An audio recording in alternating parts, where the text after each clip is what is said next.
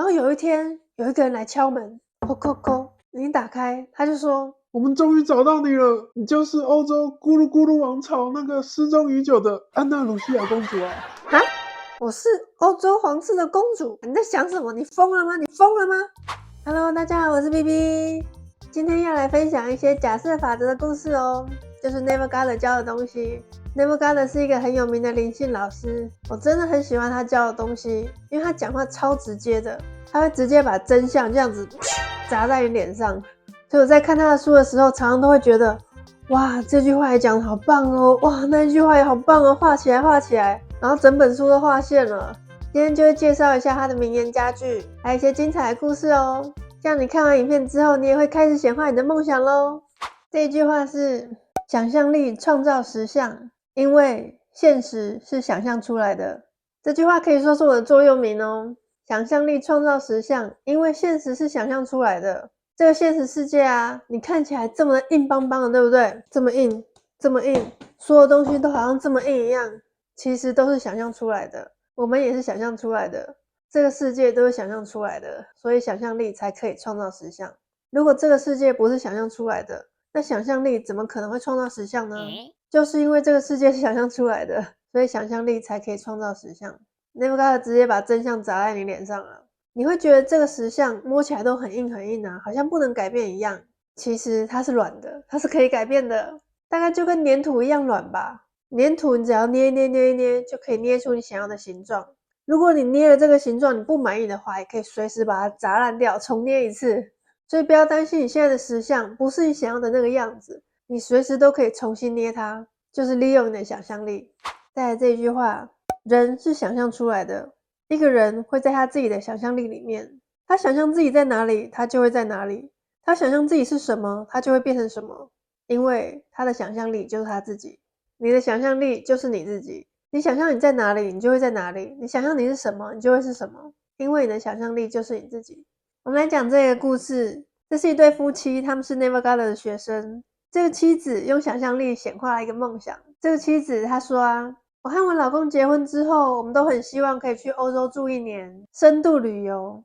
但是这个梦想对我们来讲好像有一点遥远，因为我们都有各自的工作要做，所以要离开美国1年似乎是不太可能的事情。而且我们也没有那么多钱可以去住在欧洲。但是我真的非常非常想去英国。自从学了假设法则之后，我就决定我每天晚上都要想象我就是在英国，因为我真的很想去英国。每天晚上我都会闭上眼睛，想象自己就站在英国的白金汉宫前面，看着那漂亮的皇宫，外面有一个栅栏挡住外面的行人，我就站在外面握着那个栏杆，看着里面的白金汉宫。我可以感觉到我握着的栏杆是冰冰冷冷的感觉，金属的感觉。我可以很清楚的看见那皇宫，还有旁边的美景，还有路上的行人，还有那边的街道。那个景色真的是太美太美了。我就静静的站在那里欣赏白金汉宫的美景，就好像我真的站在英国的路上一样。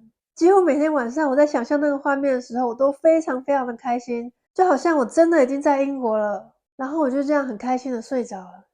结果很快的，有一天我老公去参加一个 party 的时候，他就认识了一个新朋友。那个新朋友竟然帮我老公在英国申请了交换学者1年的资格，让我老公可以在英国的大学里面任教1年呢。所以很快的，我跟我老公就越过大西洋前往英国了。我们就在英国住了1年，深度旅游，到欧洲的各地方去玩。那真的是我人生中最美好的1年了。哇，好棒哦！Neville Goddard的学生里面真的有很多人都是用想象力的力量，让自己可以去想去的地方玩啊，或者是去住啊。不管你是要去玩还是搬家，都可以利用想象力的力量哦。再来这句话非常重要，也是 Neville Goddard 的核心思想之一，贯穿了整本书。你的想象力就是上帝，你就是力量。没有什么外界的东西能够给你力量，所有的力量都是你自己给你自己的。外界就是一面镜子，它反映了你所有的意识状态，反映你的思想、你的信念，还有你的自我形象，在外界的人事物都会反映出来。所以如果你想改变镜子里面看到的东西，你没有办法用一个橡皮擦去擦，你一定是改变自己，你才会看到一个镜子里面的你不一样。所以你不需要要求外界去改变，改变你自己就可以了。你的想象力就是上帝，上帝不在你之外，而在你里面。就在你的想象力里面，所以你可以用想象力去创造一些事情，所以你是非常非常 powerful 的，不要小看自己的力量。那你可以思考，为什么你的想象力那么的 powerful， 可以创造实相？如果你的想象力就是上帝的话，那你又是谁呢？Neil Goddard 也很直截了当的告诉我们，你就是上帝的孩子啊，所以你才有创造力啊，不然的话，凭什么有这么强的创造力？有一句话是说，老鼠生的孩子会打洞，上帝生的孩子会显化。但是呢，很多人一听到这个我是上帝的孩子这个概念，觉得说怎么可能呢？我是上帝的孩子，我不就是一个麻瓜吗？我连什么东西都显化不出来，我怎么可能是上帝的孩子呢？所以你才要好好训练你的显化能力，因为从小没有人教我们啊，学校没有在教啊，爸妈没有教啊，社会没有教啊，甚至这个社会还是有一点排斥这种东西的，所以我们一直都被蒙在鼓里，我们是上帝的孩子，我们自己不知道啊。这就有点像是你从小在乡下长大，玩泥巴玩得很开心，然后有一天有一个人来敲门，叩叩叩，你一打开，他就说：我们终于找到你了，你就是欧洲咕噜咕噜王朝那个失踪已久的安娜鲁西亚公主啊！我们终于找到你了，你失踪很久了，请你跟我们回皇宫吧。啊，我是欧洲皇室的公主，我是安娜鲁西亚，你在想什么？你疯了吗？你疯了吗？我从小在那边玩泥巴玩得这么开心，我怎么会是公主呢？妈，难道我真的不是你亲生的吗？难道我真的是皇室的吗？然后你妈就说：我们也是不得已的啊，我们也只是尽我们的责任把你养大啊。但是现在既然皇室已经找到你了，你就跟他们回去吧，去做你该做的事情。我真的是安娜鲁西亚吗？我真的是失踪已久的公主吗？可是我连刀叉都不会用啊，我怎么回皇室呢？公主没关系，不用担心，你可以在这边继续玩泥巴，等你准备好再回来就可以了。所以就是这样子，我们就是留在地球学校，继续的去学习显化，或者是学习一些该学习的东西，可能还有很多东西还没学完，没关系，一步一步来，不要害怕，一定有足够的时间可以学这些东西的。再来讲这故事非常的感人哦，我在看的时候真的是忍不住就掉泪了。他说，我的观众里面有一个失明的女孩，多年前因为生病，她摘除了眼球，所以当你仔细看她眼睛的时候，里面是一个塑胶的珠子，是有一个假的眼球在里面。她虽然失明了，但是还是有在工作赚钱哦。她住在旧金山，但是最近因为巴士改道啊，她光是要去上班就要花2个半小时，她要换3辆公车，而且每次她下车之后，她就必须在原地等待，有好心人士帮助她过马路，才能让她去转搭下一辆公车。就这样过了2个星期，她发现她没有办法在2个半小时之内就到达工作地点。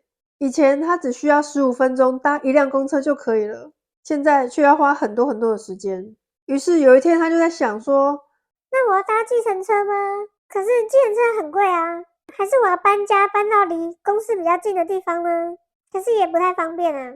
她自己是没有办法开车的。最后她的结论就是搭便车来回是唯一的方法，搭免费的便车。那谁要载她呢？她就决定试试看我的方法，就是用想象力来创造实相。她就坐在客厅的椅子上，假装自己是坐在车子的副驾驶的位置。她就开始想象那个画面，开始感觉到旁边开车的人是一个男性，然后可以闻到车子的汽油味。她也感觉得到车子有在前进的样子，然后一下子又停下来等红绿灯的感觉。想象他们开车到他工作的地方，他想象下车的时候，他转头去跟那个男生说：谢谢你。那个男生也回答说：不客气，这是我的荣幸。他就想象自己把车门关上，然后走到他的办公室里面。第二天晚上也是一样，他就坐在客厅，把这个想象的画面又再重复了一遍，而且他还可以清楚的看得到旧金山的街道，整个开车会经过的地方他都可以看得见。就这样子想了2天哦。在晚上的时候，他的家人就读报纸给他听，那个报纸上面有一个专栏，刚好就是关心盲人的专栏哦，写给盲人的。里面有个男生的照片，然后有个电话，上面就写说，如果你是盲人需要帮助的话，欢迎打这支电话哦。他一听就决定赶快打电话给这个人。我们就先叫这个男生 Michael 好了， Michael 就是一个喜欢帮助盲人的一个男生。他打电话给 Michael， 但是 Michael 说我现在有点忙，你可不可以写一封信给我，说明你的情况。所以他就写了一封信给他，告诉他说自己上班有点不方便，需要人接送。那第二天 Michael 就收到他的信了，但是 Michael 还没有时间去思考这件事情，就把信放在口袋里面。下班之后 Michael 就先去酒吧里面喝酒，然后酒吧里面不是都会跟旁边不认识的人聊天吗？旁边刚好就坐了另外一个男生，叫他 John 好了。那 Michael 就开始讲说自己收到一封信，是关于这个盲人的一个故事。John 一听就想说，哇哦，这个失明的女孩还这么认真的工作赚钱，服务这个社会，这女孩实在是太伟大了。我是一个赚这么多钱的男子，我又对这个社会做了些什么呢？我很想回馈这个社会啊。那我决定，我要载她上下班，也算是我对社会的一点回馈吧。Michael 听到想说，哈，你要载他上下班？那个报纸专栏是我写的，我自称我要帮助盲人，应该是我要载他上下班才对啊。不然这样吧，你载他上班，我载他下班好了，我们一起来合作载他上下班，就这么说定了。从此以后 Michael 跟 John 就真的很认真，每天载这个女生上下班，而且连续3年的时间都没有放她鸽子哦，每天准时载她上下班，而且真的不用付钱，他们是自愿帮忙的。这个女生就描述啊，在上下班的过程，她就真的可以感觉到旧金山的街道汽油的味道，而且她下车的时候真的就会说谢谢你。男生也会说不客气，这是我的荣幸。就跟他想象的画面是一模一样的。这故事真的很感动，而且很重要的是说，就算你身体有些缺陷，失明也好，或是没手没脚也好，你还是有想象力，因为想象力就是你的上帝。每个人都是平等的，每个人都有想象力，可以创造实相。一个肉眼看不见的人，他还是有想象力的，因为身体这个躯壳只是暂时的嘛。他写说，你必须学着去相信内在的那个你，也要相信那个你看不见的实相。肉眼看不见的世界并非不存在，对想象来说，那才是最真实的世界，远比你紧抓着不放、焦虑太多的那个外在的你更为真实。这故事还告诉我们，你在显化的东西也正在显化你。John 跟 Michael 都是非常自愿要帮助这个盲人的，而且他觉得帮助他是回馈社会，所以是真的是非常自愿的。你显化的人也在显化你，你想要的东西也想要你，你是很值得拥有的好吗？如果盲人都可以创造实相，你为什么不行呢？要相信自己是很 powerful 的好吗？大家可以练习晚上睡觉的时候，想象一下愿望已经成真的那个画面。你可以用第一人称的角度去想象周围的场景，还有发生的事情，保持愉快的心情，放轻松就可以了。今天晚上就开始试试看吧。